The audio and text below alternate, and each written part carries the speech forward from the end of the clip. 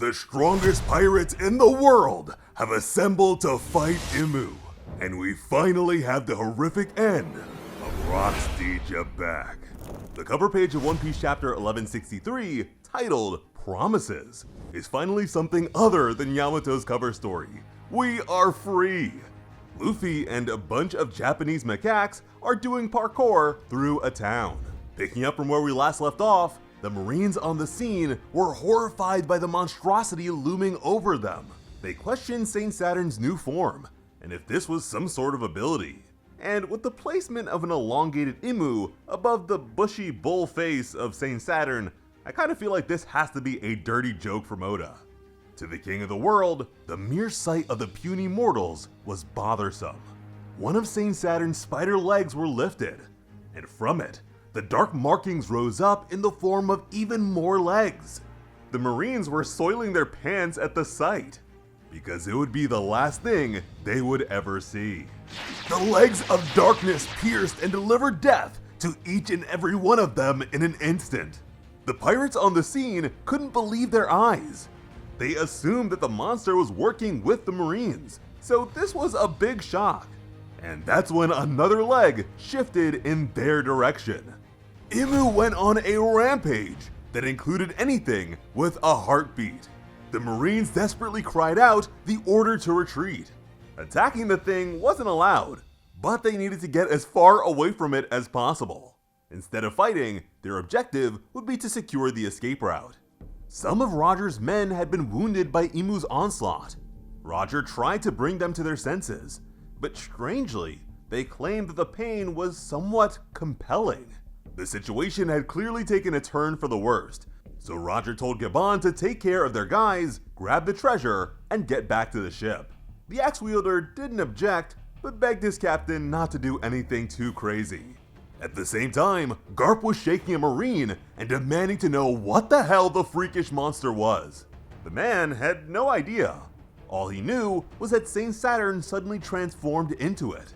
Hearing that, Garp admitted that this was his first time seeing one of the five elders. And in that case, it made total sense to him that one of the world government's leaders would be so hideous. Blasphemous words that made the men beg the Vice Admiral to lower his voice. And even now, I am still waiting for Oda to paint a clearer picture of how this man Garp thinks. Because if this is how he feels about the world government, its leadership, experienced this whole slave slaughtering event, and is also seeing what this creature looks like really, it's hard to imagine that he is still rocking with them past the age of retirement. And meanwhile, Rock's Xebec greeted the monster, who he called the Rat King. With his saber in hand, he acknowledged the fact that the fiend had come to kill him in person. As if this guy couldn't get any cooler, Imu acknowledged his presence but referred to him as Davy Jones, the foremost legend of piracy and Rox's ancestor, which might just allude to the multiple selves thing that was hinted at when it comes to Blackbeard. But Rox corrected the Supreme Being and admitted that he's never even met the guy. But even so, he does believe that promises are meant to be kept.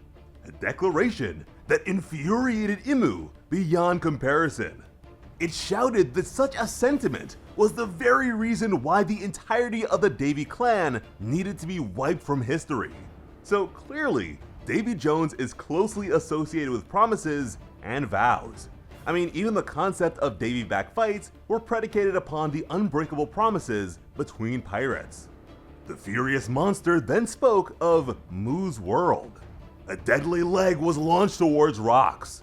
Rox hacked it apart as Imu continued that Mu's world is still incomplete. Rox retorted that the world doesn't belong to it. So it seems like Imu will never be satisfied until it has complete world domination without the possibility of any sort of rebellion or resistance. The Marines were shaking in their boots at the sight of Rox attacking one of the world's untouchable rulers. They turned to a rear admiral on the scene and wondered if they should provide backup, but their superior officer was just as scared as them. And that's when his superior, Vice Admiral Garp, insisted that they enter the fray. Or more accurately, that he should. And when they saw the demented smile on Garp's face, they had to wonder who exactly he'd be backing up here. Elsewhere, Marines were firing their rifles in an attempt to stop the pillaging pirates from taking all of the priceless treasure. But the marauders were just way more than they could handle, and this pack in particular was being led by Captain John. They let him know that they were ready to go as he drained a bottle, and laughed about how crazy things were getting. Wiping his mouth, the greedy pirate decided that now was the time for him to betray and abandon the Rock's pirates. While that was happening, Dragon was holding onto a crying baby Shanks and wondered what the horrific shriek he just heard even was. Then he noticed a Navy ship and decided to have them take the baby to safety. But suddenly, he was hoisted into the air because of his rifle. In an instant, Dragon and Shanks were flung higher than the trees. All over the place, pirates were reacting to the sudden loss of treasure that they had just snagged. Even Gabon's axes were being tugged by the powerful force. He urged the others not to let go of their haul.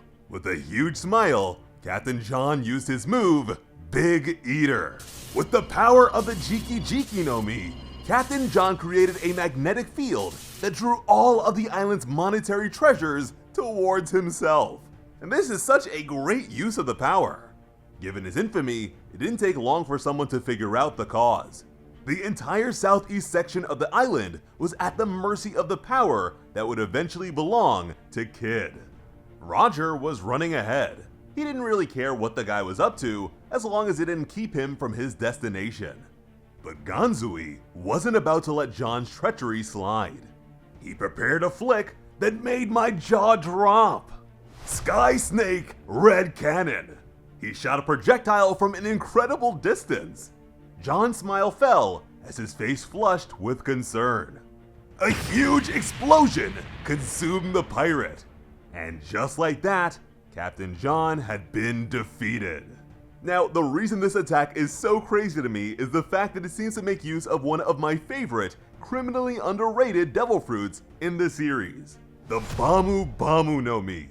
This Paramecia type let Mr. 5 of all people create explosions with any part of his body, and it looks like one of its most notable uses, the flicking of explosive boogers, was pioneered by its previous user, Ganzui.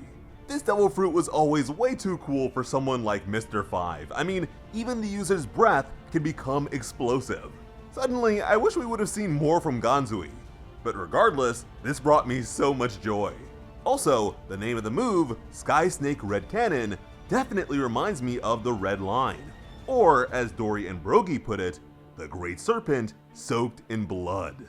The explosion caused all of the treasure to scatter, and sent Dragon and Shanks flying too. Dragon shielded Shanks with his body as they tumbled. Shiki flew over to Ganzui and demanded to know why the hell he attacked their crewmate John. Ganzui wondered if he really expected John to share all that treasure with the rest of them. After all, he's pretty sure that each of the treasure chests was worth at least 1 billion berry. With such a whopping sum, Shiki nearly choked when he heard that. And in the next moment, he was flying away. Ganzui admitted that he couldn't blame anyone for wanting all the treasure for themselves, but was surprised by his buddy's movement as he seemed to prepare another flick.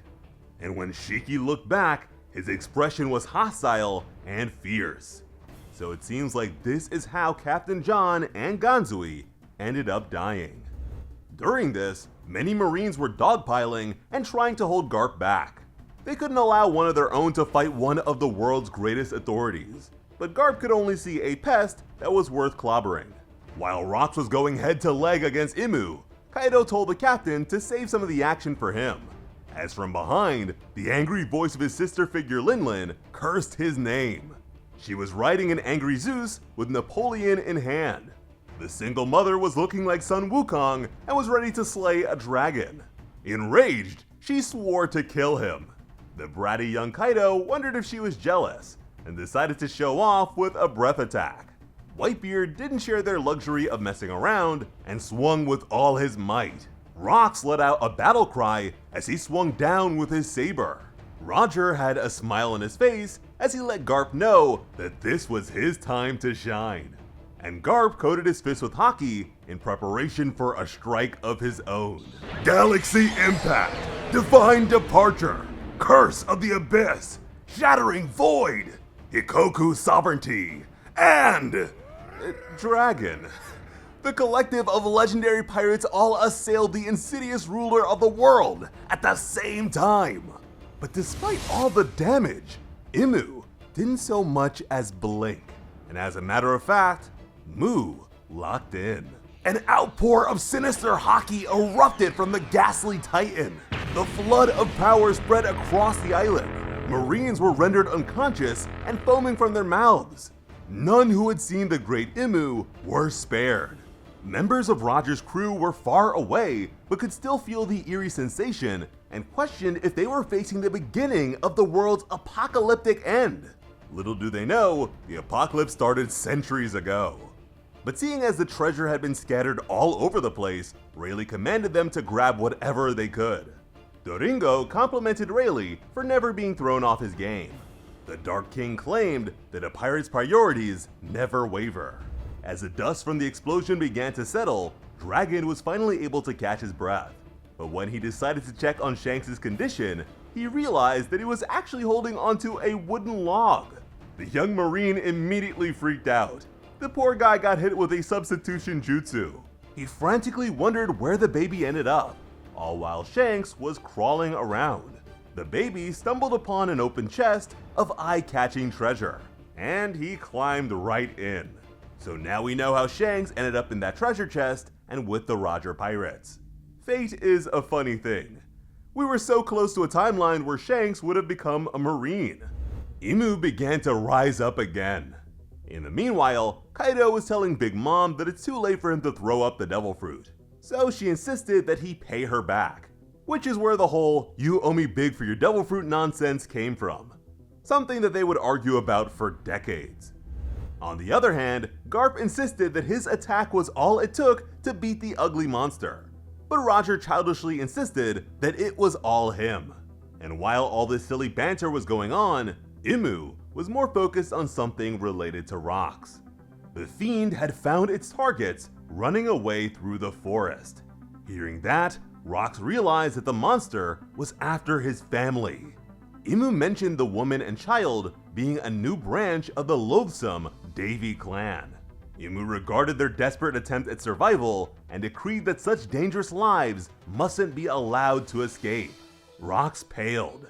Desperate, he rushed in and shot the monster's headpiece to bits. He demanded that it stop whatever it was trying to do. Then, all of a sudden, something caught Garp's attention from above. Tendrils sprouted from one of the segmented sections and pierced Rocks' flesh. Imu let him know that Mu would not be the one to act. And strangely, despite the impalement, Rocks' wounds didn't hurt or even itch, which seems to line up with the compelling sensation of pain that Roger's crewmates mentioned before. Imu declared that Rocks himself would be the one to cut down his loved ones. Imu furthermore commanded him to set out and call his own bloodline. Rocks' expression was grim. He could only perceive Imu's demands as utter nonsense. But then, it happened. Dami Reversi. All the other fighters looked up as something horrible happened. Rocks' visage shifted, and his teeth elongated into fangs. As in the meanwhile, his wife was running with a young Blackbeard in her arms. Oh man, say it ain't so!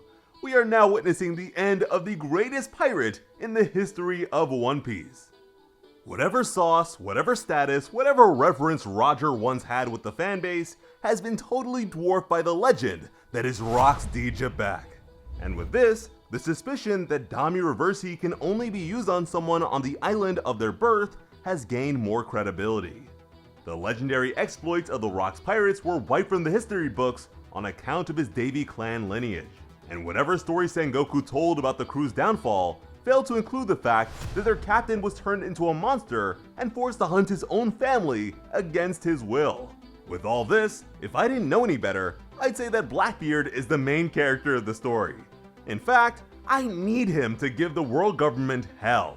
Katarina Devon securing Saint Saturn's likeness and power for the crew is more fitting than ever now.